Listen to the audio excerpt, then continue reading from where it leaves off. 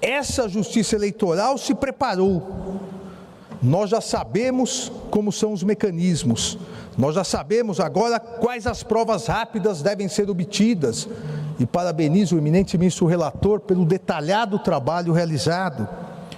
E não vamos admitir, isso em voto, repito, do dia 28 de dezembro de 2021, e não vamos admitir que essas milícias digitais tentem novamente desestabilizar as eleições, desestabilizar as instituições democráticas a partir de financiamentos espúrios não declarados, a partir de interesses econômicos também não declarados.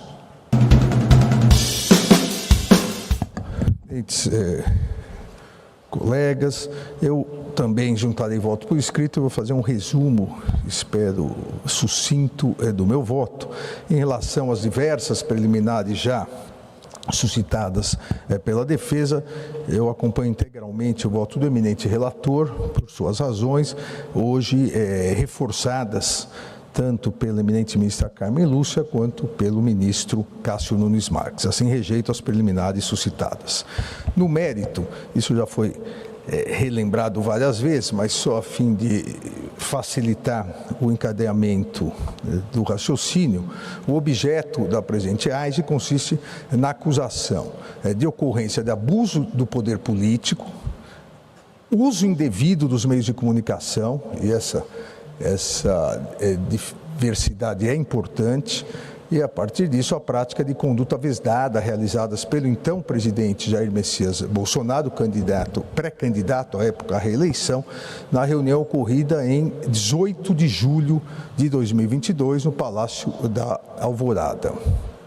E parece, aqui na presente hipótese, principalmente após o detalhadíssimo voto do eminente ministro relator, Benito Gonçalves, e de todos os votos, as discussões ocorridas, que, por mais importante a questão a ser resolvida nesse julgamento, mas me parece extremamente simples a solução, e mais ainda, e faço questão, ministra Carmen, aí que eu vou destacar, a decisão com parâmetros já totalmente definidos pela jurisprudência do Tribunal Superior Eleitoral desde 2021. Isso me parece o mais relevante. E a questão a ser definida é se a convocação oficial de embaixadores estrangeiros, convocação essa realizada diretamente por um presidente da República, utilizando-se do cargo, do cerimonial da presidência,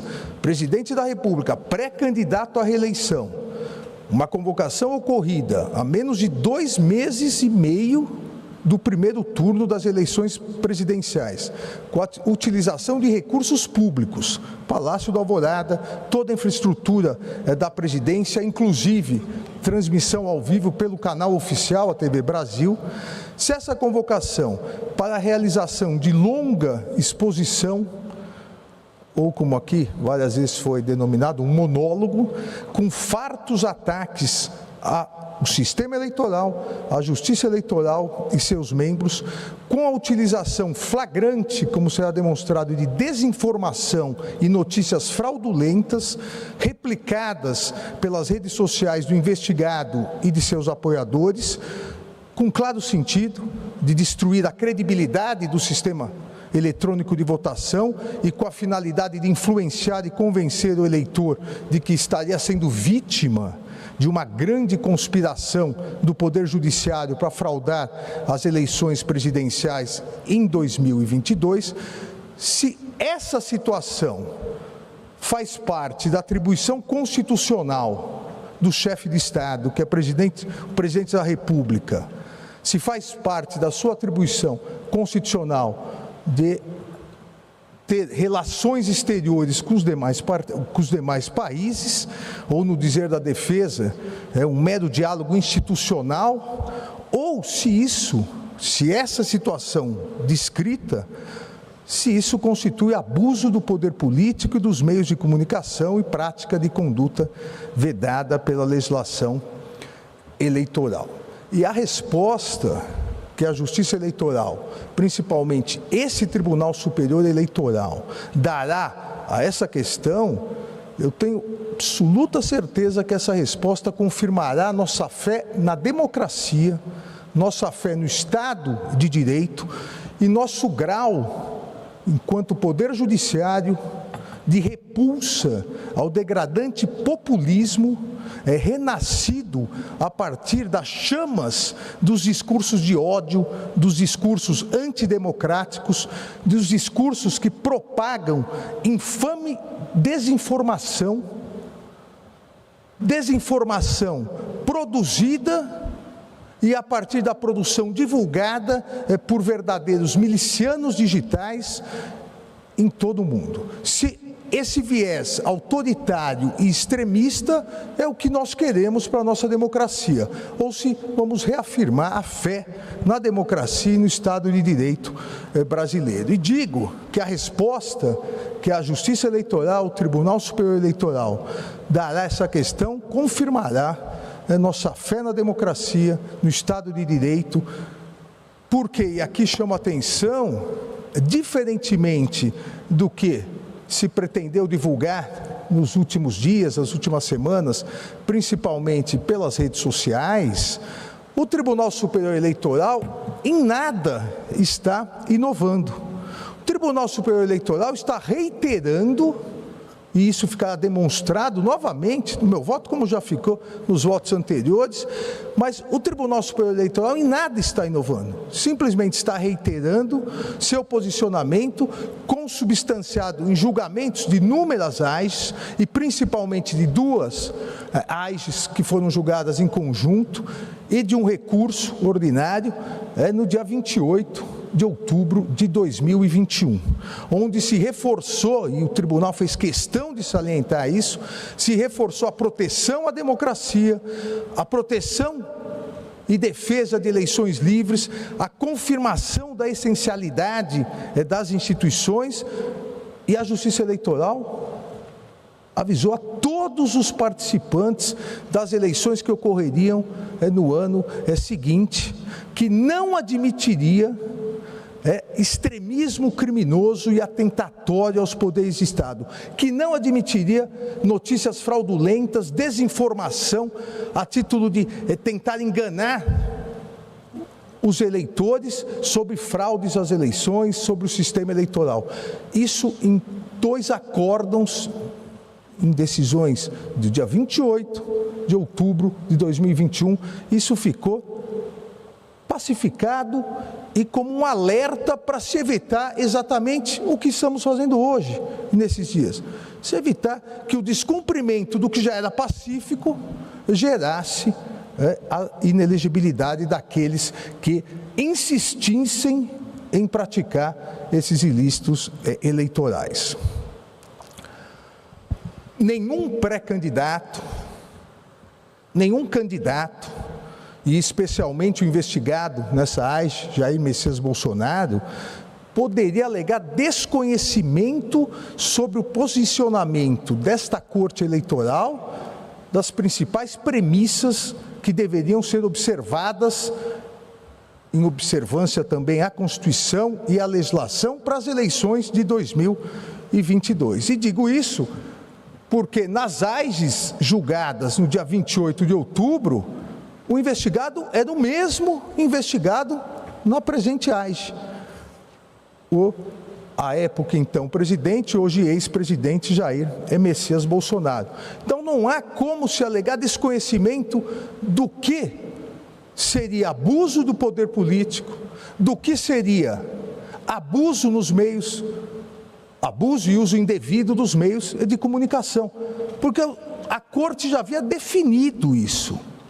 A Corte havia definido de forma pública e definido para todos os candidatos, independentemente de partido, independentemente de ideologia, todos os pré-candidatos e depois candidatos tinham consciência dos parâmetros estabelecidos e que deveriam ser rigorosamente observados nas eleições de 2022. O primeiro parâmetro, julgamento do recurso ordinário eleitoral de relatoria do ministro Luiz Felipe Salomão, já citado aqui, onde foi cassado o diploma e declarada a inelegibilidade de candidato a deputado estadual eleito O Tribunal Superior Eleitoral, e é isso que importa, a meu ver, o Tribunal Superior Eleitoral decidiu que agentes públicos que realizassem ataques fraudulentos, mentirosos, ao sistema eletrônico de votação, para iludir o eleitor sobre uma fraude inexistente,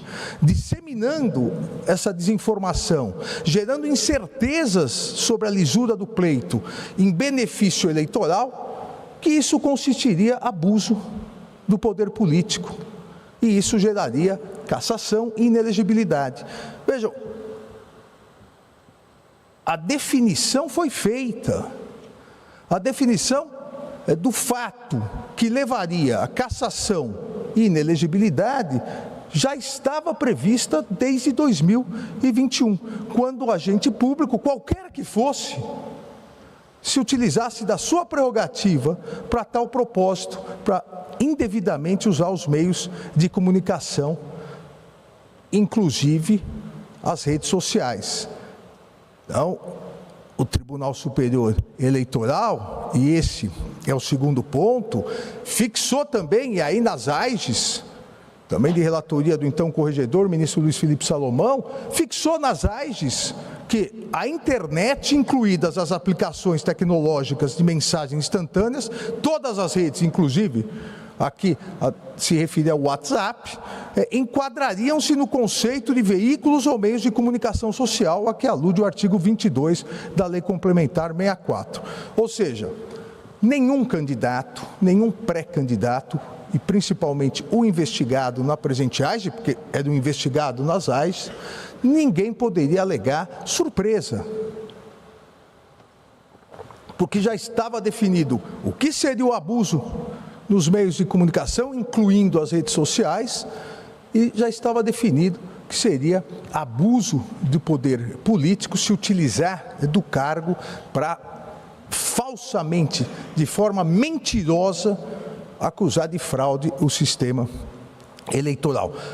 As premissas estavam pré-fixadas para todos que pretendessem concorrer às eleições de 2022. Seria desvio de finalidade a utilização do cargo público para a realização de ataques ao sistema eleitoral, com acusações mentirosas de fraude nas eleições, por manipulação nas urnas eletrônicas e, na sequência, porque isso é um modus operandi, na sequência, a propagação por meio das redes sociais para levar essa dúvida e insuflar o eleitorado contra os demais candidatos e contra a justiça eleitoral. Isso estava pacificado que levaria qualquer pré-candidato ou candidato que assim atuasse, isso levaria à sua condenação por abuso de poder político e uso indevido dos meios de comunicação, com a consequente cassação, quando possível,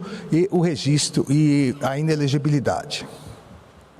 E foi muito importante a fixação desses parâmetros, como é muito importante a reafirmação desses parâmetros no julgamento de hoje, foi importante para as eleições de 2022 e será importante para as eleições de 2024, 2026 e assim por diante, para que pré-candidatos e candidatos não se utilizem dos seus cargos públicos para disseminar notícias fraudulentas sobre o sistema eleitoral, sobre a fraude das urnas, aproveitando depois para disseminar desinformação via mecanismos de redes sociais, para com isso atingir o eleitor. Isso é importante, essa definição e hoje essa reafirmação é importante para a proteção da lisura das eleições e da plena isonomia entre todos os candidatos. Não importa qual candidato, não importa qual ideologia, o Tribunal Superior Eleitoral, ele não se preocupa com quem é o candidato, quem é o pré-candidato ou qual é a ideologia. Se preocupa que haja lisura nas eleições e um tratamento isonômico em relação a todos os candidatos. Ora, a partir dessas premissas que já estavam fixadas e reafirmadas principalmente desde outubro de 2021, o que fez o primeiro investigado, Jair Messias Bolsonaro, na condição de presidente da República. Ele organizou e promoveu em 18 de julho de 2022, com auxílio do cerimonial do Palácio, aqui foi dito várias vezes, o Itamaraty não participou, o então chanceler reafirmou isso. Se o Itamaraty não organizou, e que seria, e a ministra Carmen Lúcia até trouxe o decreto que determina isso, seria competência do Itamaraty. Mas se o Itamaraty não realizou, talvez a Casa Civil tenha organizado. E o eminente ministro relator, com o zelo e o cuidado necessário, ouviu o então chefe da Casa Civil, ministro-chefe da Casa Civil, senador Ciro Nogueira, que também não organizou e mais, disse que era contrário à realização dessa reunião. Então foi o próprio presidente que organizou, com o cerimonial do Palácio, a toque de caixa, determinou que 2 dias antes, isso consta nos autos, uma reunião com altos representantes diplomáticos, determinou que a TV Brasil transmitisse e, a partir disso, no modus operandi que, lamentavelmente, segue e seguiu durante todo o mandato, as redes sociais divulgassem a desinformação produzida nessa reunião. Veja, de oficial, só o desvio de finalidade praticado pelo então presidente da República, porque o Itamaraty não só não organizou, não foi avisado e não participou. A Casa Civil é da mesma forma. A Secretaria de Assuntos Estratégicos também não. Foi ouvido, o ex-ministro Almirante Flávio Rocha também não participou. Algo eleitoreiro. Um monólogo eleitoreiro. Pauta da reunião definida exclusivamente pelo primeiro investigado, presidente, então presidente da República, Jair Messias Bolsonaro, uma pauta dele, pessoal, eleitoral, num período, repito, há 2 meses e meio, faltando para o primeiro turno das eleições. E qual foi essa pauta?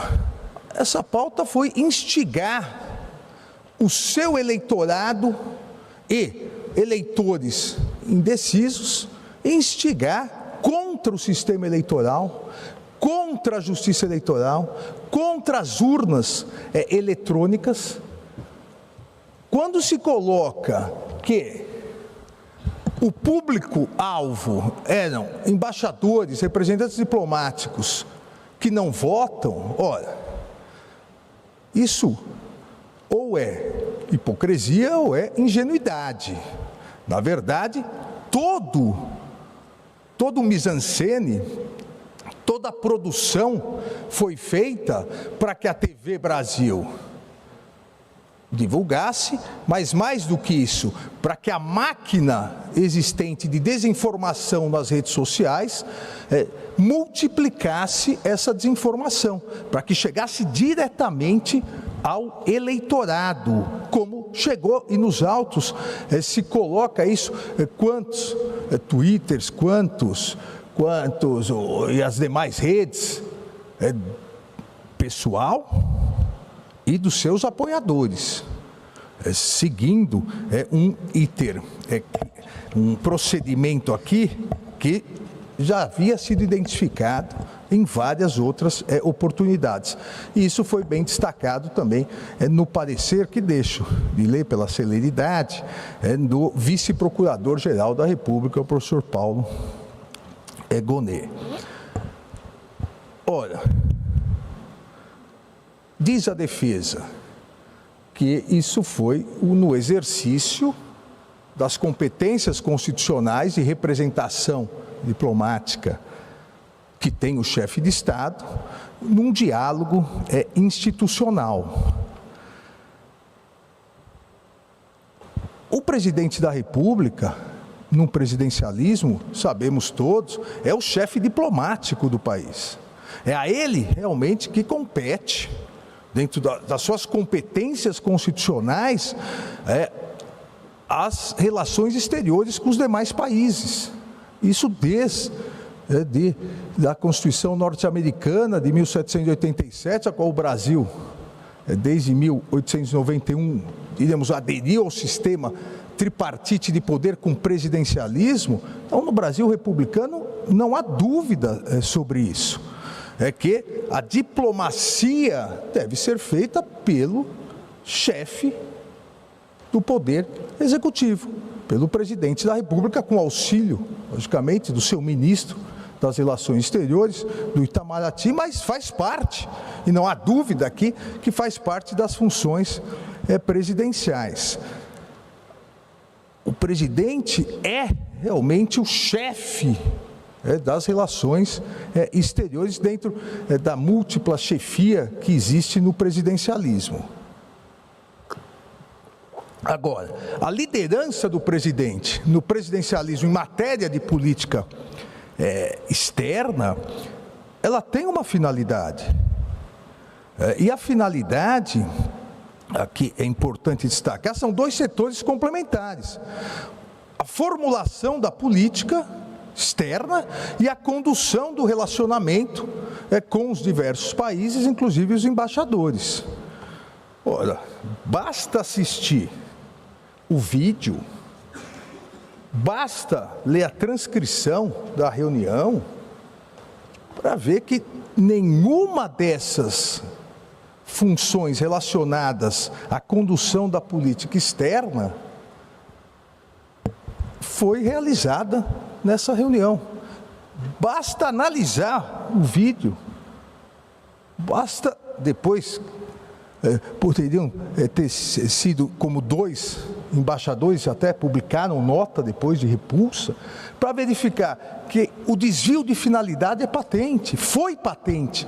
Começa, e eu também pela celeridade não vou ler, mas começa com uma autopromoção. Começa com uma autopromoção de que foi militar, que gastou tanto na campanha, que 15 anos no exército, que junta multidões. Veja, qual o interesse das relações internacionais nisso? E depois parte para divulgação de mentiras, notícias absolutamente fraudulentas. Não são opiniões possíveis, são mentiras, são notícias fraudulentas. Abre aspas, teria muita coisa a falar aqui, mas eu quero me basear exclusivamente em um inquérito da Polícia Federal, inclusive inquérito que o investigado, então presidente, quebrou o sigilo e a investigação na Polícia Federal, um inquérito na Polícia Federal que foi aberto após o segundo turno das eleições de 2018, onde um hacker falou que tinha havido fraude por ocasião das eleições, falou que tinha invadido tudo. Mentira! Tudo começa, ainda entre aspas, tudo começa nessa denúncia que foi de conhecimento do Tribunal Superior Eleitoral, e o hacker diz claramente que ele teve acesso a tudo dentro do TSE. Mentira! Todos sabemos, primeiro, que as urnas são offline, as urnas não são online. Tudo querendo insinuar fraude. Segundo o TSE, ainda o investigado, os hackers ficaram por 8 meses dentro dos computadores do TSE, com códigos-fonte, com senhas e muito à vontade dentro do TSE. Mentira! Assim como é mentira quando diz que o código-fonte não foi divulgado. O código-fonte ficou 1 ano para todos os partidos políticos, todas as organizações, Ministério Público, Polícia Federal, Forças Armadas. Outra mentira, um encadeamento de mentiras, de notícias fraudulentas.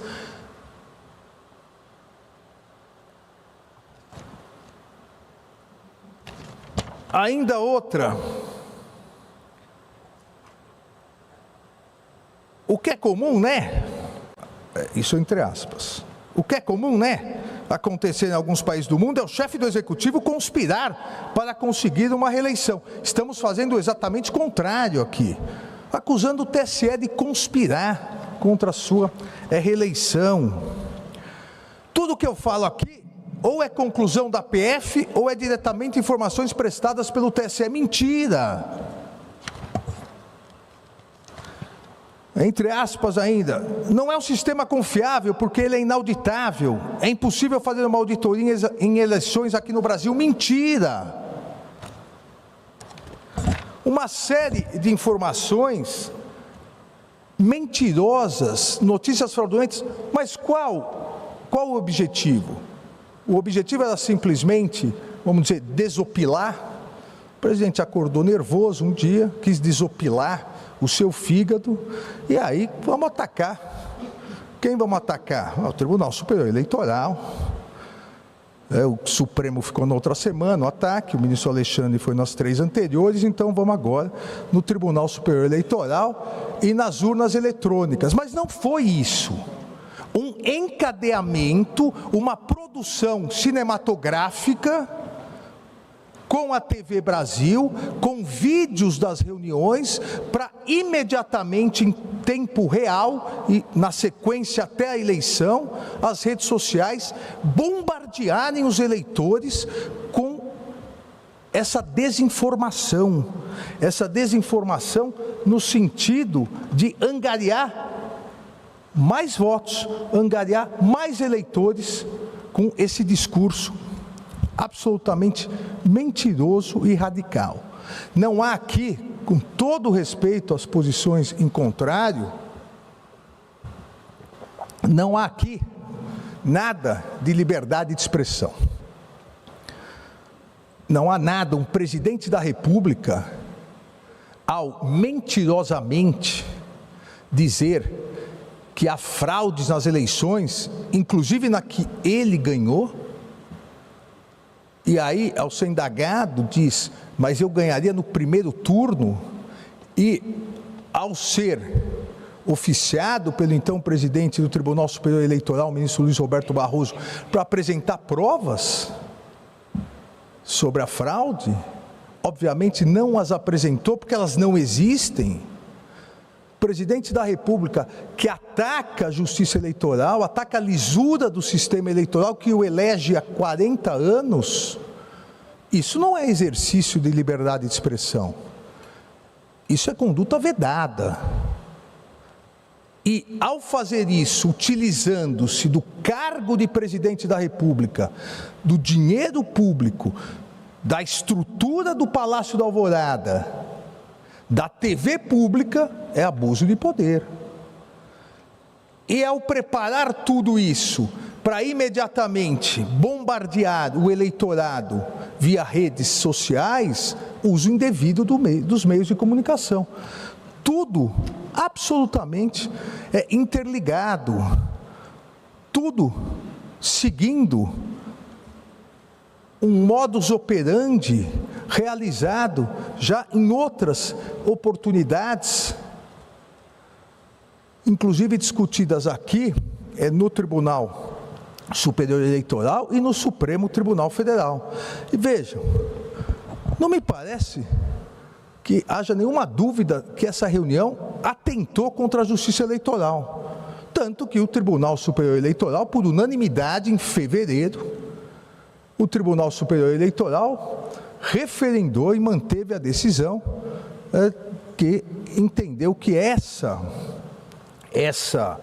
reunião e essa propaganda, essa divulgação depois de desinformação eram ilícitas. Propaganda antecipada irregular. O Tribunal Superior Eleitoral, por unanimidade, em fevereiro não, em 30 de setembro de 2022, o Tribunal Superior Eleitoral referendou. Comportamentos que tenham alguma conotação eleitoral, diz a ementa, e que sejam proibidos durante o período oficial de campanha, são igualmente proibidos na fase antecedente da pré-campanha, ainda que não envolvam pedido explícito de voto ou não voto. E ainda, a deslegitimação do sistema a partir da construção de fatos falsos, forjados para conferirem estímulos artificiais de endosso a opiniões pessoais, é comportamento que já não se insere no legítimo direito à opinião, dúvida, crítica e expressão, descambando para a manipulação desinformativa via deturpação fática, em grave comprometimento da liberdade de informação e com aptidão para corroer a própria legitimidade da disputa em si. O tribunal já havia reconhecido as premissas que haviam sido fixadas em 2021, aplicáveis a esse julgamento e aplicáveis hoje. Eu insisto sempre, me torno até repetitivo, que liberdade de expressão não é liberdade de agressão. Liberdade de expressão não é consagração da desinformação. Liberdade de expressão não é ataque à democracia, não é ataque aos pilares da democracia, não é ataque a independência do Poder Judiciário, como bem salientou a eminente vice-presidente e ministra Carmen Lúcia. Não há democracia sem Poder Judiciário independente. Liberdade de expressão não é ataque ao Poder Judiciário, à sua independência, principalmente por um presidente da República, candidato à reeleição. E aqui é importante salientar que esse modus operandi, essa forma de atuação, não só realizada no Brasil por extremistas, mas no mundo, esse uso indevido dos meios de comunicação, ele já foi e é estudado, pelo menos há duas obras, uma nacional e uma italiana, Os Engenheiros do Caos, e aqui, Os Engenheiros do Caos, de Giuliano Empoli, e Máquina do Ódio, da jornalista Patrícia Campos Melo, que demonstra, e no Engenheiros do Caos, coloca que naturalmente, abre aspas aqui, né, o trecho menor, por trás da aparente absurdo das fake news e das teorias da conspiração, oculta-se uma lógica bastante sólida. Do ponto de vista dos líderes populistas, as verdades alternativas não são simples instrumento de propaganda. Contrariamente às informações verdadeiras, elas constituem um formidável vetor de coesão. De coesão de quem? Do seu eleitorado, do eleitorado que aquele líder populista, extremista, pretende conquistar. Tudo isso está patente, tudo isso está claro na reunião no Palácio da Alvorada. Não há necessidade de analisar fatos anteriores ou fatos posteriores. Há necessidade de se analisar a reunião. A reunião no Palácio da Alvorada constituiu claramente abuso de poder político por desvio de finalidade, constituiu uso indevido dos meios de comunicação. Não há necessidade nem mais nem menos. A necessidade, e aqueles que tiverem dúvida, basta ver o vídeo. E a partir das provas, verificar que foi o presidente, na condição de pré-candidato à sua reeleição, que convocou, que organizou e que num monólogo atacou o que já estava pacificado em 28 de outubro de 2021, seria abuso de poder político. A comprovação da divulgação e aqui eu cito no voto, como já foi citado, Facebook, Twitter, além, obviamente, da TV oficial, Instagram. Então, isso, como sempre, nesse modus operandi, isso fez com que a desinformação chegasse ao eleitorado. Se produz, e esse é o mecanismo internacional e nacional de ataques à democracia. Você produz uma notícia com verniz de veracidade, olha, o eleitor vai dizer, mas é numa reunião, era o presidente no Palácio da Alvorada, com embaixadores.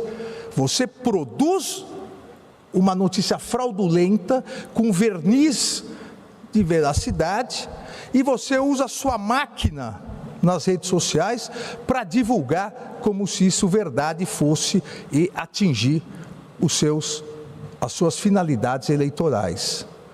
Aqui, todos os elementos necessários para a caracterização do abuso do poder político e do uso indevido dos meios de comunicação, todos os elementos estão presentes.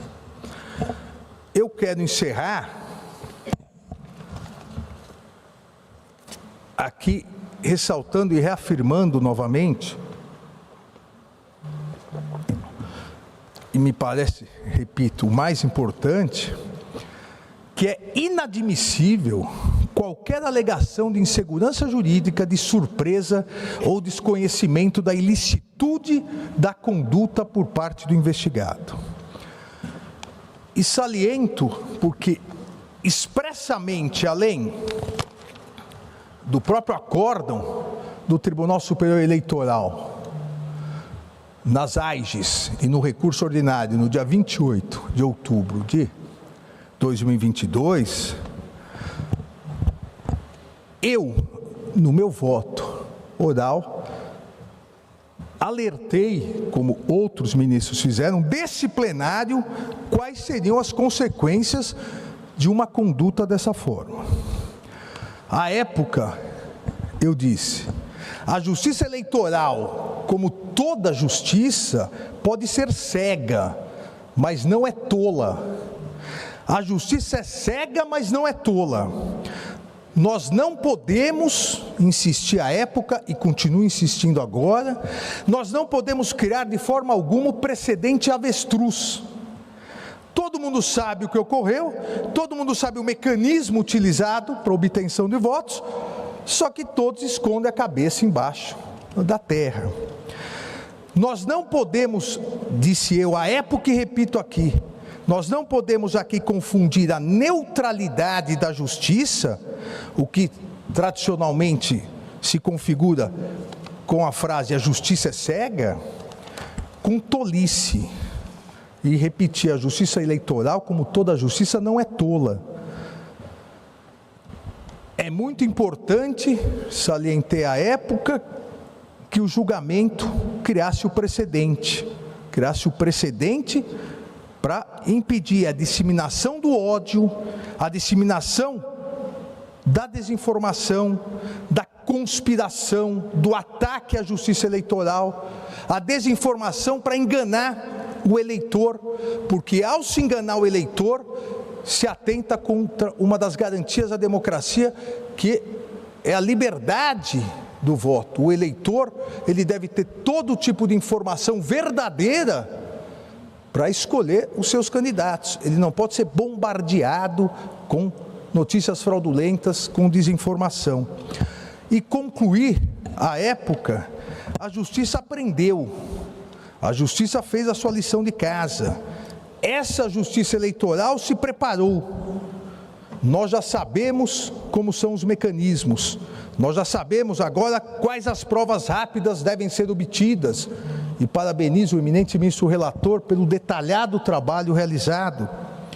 E não vamos admitir, isso em voto, repito, do dia 28 de dezembro de 2021, e não vamos admitir que essas milícias digitais tentem novamente desestabilizar as eleições, desestabilizar as instituições democráticas a partir de financiamentos espúrios não declarados, a partir de interesses econômicos também não declarados.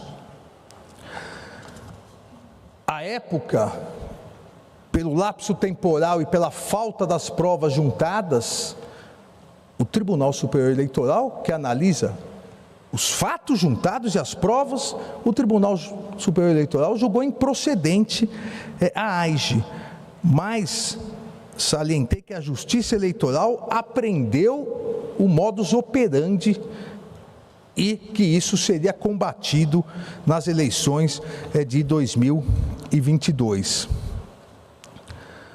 E encerrei dizendo: que se esse precedente, que era importantíssimo para a Justiça Eleitoral, fosse desrespeitado, se houvesse repetição no abuso do poder político, na desinformação, no uso indevido dos meios de comunicação, encerrei o voto dizendo: o registro será cassado, as pessoas que assim fizerem irão para a cadeia e serão inelegíveis por atentar contra as eleições e contra a democracia no Brasil. Não houve nenhuma alteração nos precedentes do Tribunal Superior Eleitoral e, lamentavelmente, não houve nenhuma alteração no procedimento do investigado. Gravidade, também com todo o respeito às posições em contrário, gravidade ímpar um presidente da República, candidato à reeleição, se utilizar desses mecanismos. Então, eu concluo acompanhando integralmente o eminente ministro relator e todos aqueles que o acompanharam para julgar parcialmente procedente a AIGE em relação ao primeiro investigado, nos termos exatos do voto do ministro relator, inclusive com as comunicações a serem feitas, e julgar improcedente em relação ao segundo investigado. É o voto e proclamo o resultado. O tribunal, por unanimidade, não conheceu da preliminar de incompetência da Justiça Eleitoral, rejeitou a preliminar de legitimidade passiva de causa do segundo investigado e a alegação de nulidade processual, e indeferiu o requerimento de reabertura de instrução. Por maioria, não conheceu da prejudicial de redelimitação da demanda, nos termos do voto do relator, vencido nesse ponto o ministro Raul Araújo. No mérito,